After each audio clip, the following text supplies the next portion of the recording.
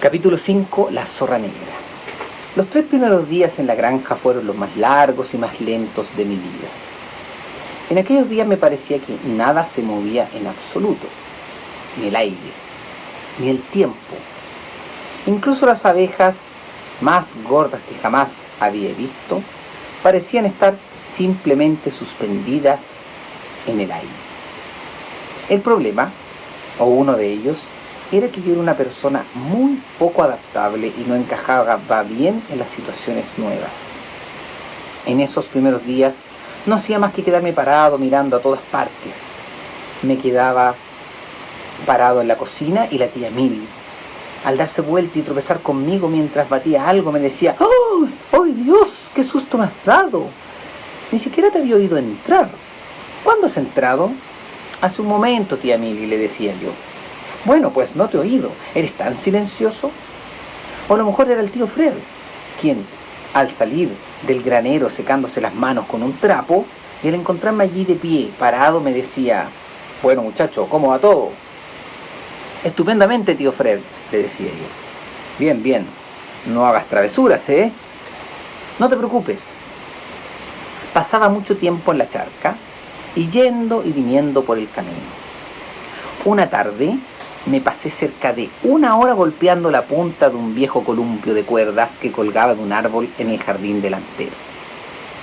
Hice mis 2 maquetas y luego cogí algunas de las tiras de plástico que sobraban e improvisé unos arreos de forma que el caballo tiraba del coche. Y la tía Milly se alborotó mucho por semejante tontería y me dijo que era la cosa más habilidosa que había visto jamás. Le escribí una larga carta a Piti. Bajé al arroyo e hice barcos de hojas y ramitas y los seguí con la mirada hasta que se perdieron de vista. Hojeé cerca de un centenar de revistas agrícolas. Le quité los hierbajos a las flores de la tía Milly mientras ella me vigilaba y me decía: no, esa no, esa sí, es una cinia. Quita la pamplina, quítala, ¿lo ves? Aquí mismo. Y la arrancaba ella en lugar de arrancarla yo.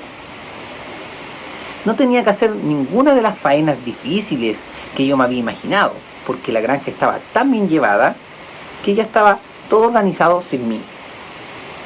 Nunca en toda mi vida había pasado unos días más largos ni más tristes, y tenía que seguir repitiendo: ¿estoy bien? Sí, estoy bien, gracias.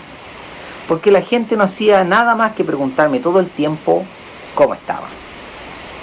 Lo único destacable de mi jornada era bajar hasta el buzón para coger el correo. Esto era lo único que hacía durante todo el día que fuera de alguna utilidad. Luego, además, la bocina de la furgoneta de correo me daba la sensación de que había cartas sumamente importantes esperando en el buzón. Apenas si podía bajar corriendo por el camino con la suficiente rapidez. Cualquiera que me hubiera contemplado desde atrás seguro que no había podido ver más que una nube de polvo. Tal era la velocidad a la que se movían mis pies. Hasta ahora, el único correo que había recibido era una postal de mi madre con una foto de la Estatua de la Libertad, en la que me decía lo emocionada y contenta que estaba. Este jueves por la mañana, cuando bajé al buzón, había una carta para mí de Piti Burkis. Nunca en mi vida me había sentido tan contento de ver algo. La abrí rasgándola, y de la prisa que tenía, destrocé el sobre totalmente. Y pensé que cuando tuviera 100 años y estuviera sentado en una silla con una manta sobre las rodillas, y me trajeran el correo en una bandeja de plata, si en esa bandeja hubiera una carta de Piti Burkis, la agarraría y la abriría rasgándola exactamente igual que ahora. Apenas podía desdoblarla. Piti dobla mucho sus cartas, las marca demasiado. Y además yo estaba muy emocionado. Decía así: querido Tom, de lo que pasa aquí no hay mucho que contar. Fui al campo de juegos el sábado después de marcharte tú y... ¿te acuerdas de ese terraplén junto a los columpios? Bueno, pues me caí rodando por allí. Este es el relato. Titular: muchacho cae por un terraplén mientras niñas espectadoras aplauden. Hoy Piti Burkis cayó rodando por el terraplén en el campo de juegos de Harley. Según el informe, algunas niñas maleducadas que se encontraban haciendo picnic en el parque aplaudieron y rieron a la vista del joven muchacho hecho polvo. El animoso joven abandonó el parque sin ayuda alguna. No ha pasado mucho más. ¿Ves el teatro del escalofrío allá en la granja? Pusieron una película realmente estupenda el sábado por la noche sobre hombres hongo. Bueno, escríbeme una carta. Adiós, Piti Burkis. Entré en casa y le di el resto del correo a la tía Milly, que dijo: bueno, veamos lo que nos envía hoy el gobierno. Luego cogí mi papel de cartas y salí. Había un lugar muy bonito en la colina junto al arroyo. Había árboles tan grandes que no podía rodearlos con mis brazos, y una hierba muy blanda, y rocas sobre las que sentarse. Más adelante tenía intención de dejar entrar vacas en ese lugar del campo, entonces ya no sería tan bonito, pero ahora, según yo, era el mejor sitio de la granja. A propósito, cualquiera que se interese por las mariposas se habría vuelto loco.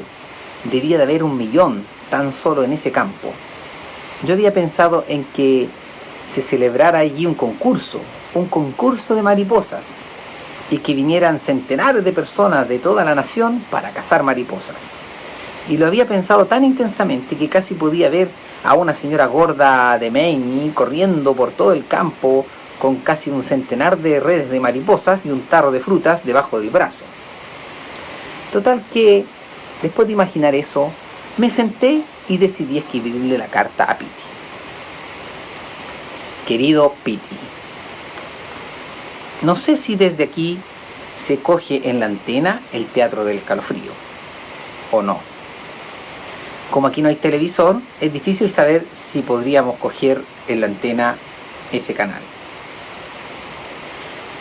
Mis faenas en la granja son dar de comer a los cerdos, dar de comer a las gallinas, quitarle los hierbajos a las flores, ir a buscar el correo y cosas así. Tengo mucho tiempo para mí y estoy proyectando una película sobre el planeta que choca. Me imagino un planeta que choca con la Tierra, y este planeta y la Tierra se funden y se fusionan, y la gente de la Tierra está aterrorizada por el planeta que chocó porque tienen un aspecto horripilante y han oído algunos gritos terribles como si fueran gemidos que salen de las profundidades. Eso es todo por el momento. Escríbeme una carta. Tom. Acababa de terminar de escribir esta carta y estaba esperando un momento para ver si se me ocurría algo que añadir, cuando levanté la vista y la vi allí. Vi a la zorra negra. Por un momento no me lo creía. Era como si mis ojos me estuvieran haciendo una broma, una jugarreta o algo así, porque estaba como ensimismado mirando a través del campo, pensando en mi carta, y entonces, en la distancia, donde la hierba estaba muy verde, vi a una zorra saltando sobre lo alto del prado. La hierba se movió y la zorra dio un brinco hacia ella, y luego, al ver que solo era el viento el que se había hecho mover la hierba, corrió de derecha hacia la arboleada donde yo estaba sentado. Había sido tan formidable que yo quería que volviera a empezar. Igual que cuando hace retroceder una película para verte otra vez a ti mismo haciendo alguna cosa que hayas hecho bien. Y yo quería volver a ver la zorra brincando por encima de la hierba. En toda mi vida nunca me había sentido tan emocionado y excitado.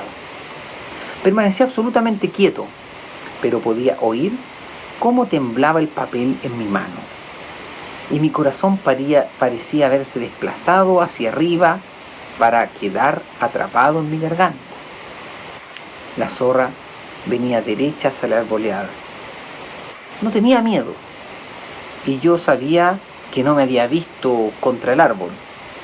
Permanecí absolutamente inmóvil, a pesar de que me apetecía pegar un salto y gritar: «¡Tía Mili! ¡Tío Fred! ¡Vengan a ver esto! ¡Es una zorra! ¡Es una zorra!». Sus pasos, mientras cruzaba el campo, eran más ligeros y más rápidos que los de un gato. A medida que se acercaba, pude ver que su pelo negro tenía manchas blancas en la punta. Era como si fuera medianoche y la luna brillase sobre su pelo, salpicándolo de escarcha. El viento separaba su pelo según cambiaba de dirección. De repente se detuvo. Ahora estaba a unos 3 metros de distancia mía, y al cambiar el viento me había olfateado. Me miró inmediatamente. Durante un instante no me moví, y ella tampoco lo hizo. Su cabeza ladeada y erguida, su cola encrespada, su pata izquierda delantera levantada. En toda mi vida había visto nunca algo como esa zorra. Ahí, de pie, con sus ojos dorados y pálidos fijos en mí, y con su gran pelo negro movido por el viento. De pronto, un temblor recorrió su nariz. Fue un movimiento tan ligero que apenas lo vi. Y luego abrió la boca y pude ver la punta rosada de su lengua. Se volvió. Seguía sin tener miedo, pero con un salto más ligero que el viento, como si una ráfaga la hubiera barrido del campo, desapareció. A pesar de eso, no me moví. No podía moverme. No podía creer que hubiera visto a una zorra de verdad. Había visto antes zorros en los zoológicos, pero tenía siempre tanta prisa por llegar a lo bueno, decía cosas tontas como «quiero ver a los gorilas», que ni siquiera alguna vez se me había ocurrido mirar de verdad a un zorro. Sin embargo, no podía recordar haber visto alguna vez algún zorro negro, ni siquiera en el zoológico ni en una revista. Además, había una gran diferencia entre ver un animal en el zoológico, delante de rocas artificiales pintadas y árboles falsos, que ver a un animal libre, a su aire y en el bosque. Era como ver un volantín, una cometa en el suelo, y ver luego otro volantín u otra cometa en el cielo, donde se supone que debía estar, mecida por el viento. Me puse a recoger mi lápiz y a escribir lo más aprisa que podía. Postdata: hoy he visto a una zorra negra. Pero no pude. Esta era la cosa más emocionante que me había ocurrido, y postdata: hoy he visto una zorra negra, lo dejaba en nada. Bueno, ¿qué más está pasando?, me habría contestado Petibulki, seguramente, bajándole el perfil a lo que yo había escrito. Doblé la carta, la metí en un sobre y me quedé allí sentado. Pensé en ese viejo periódico que mi padre tenía desde hace años en el cajón de su escritorio. Era naranja y el titular era solo una palabra muy grande con las letras de unos 25 centímetros de altura, y decía «guerra». Y quiero decir que resultaba sobrecogedor ver esa palabra así de grande, porque uno sabía que era una palabra que iba a cambiar tu vida entera, el mundo entero incluso. Y tal vez cualquiera que veía ese periódico y se iba a sentir que cambió. Incluso yo no había nacido aún cuando se fue impreso. No podía decir ni una palabra durante 1 minuto o 2 cuando veía ese titular. Bueno, pues así era como me sentía entonces, por lo de la zorra negra.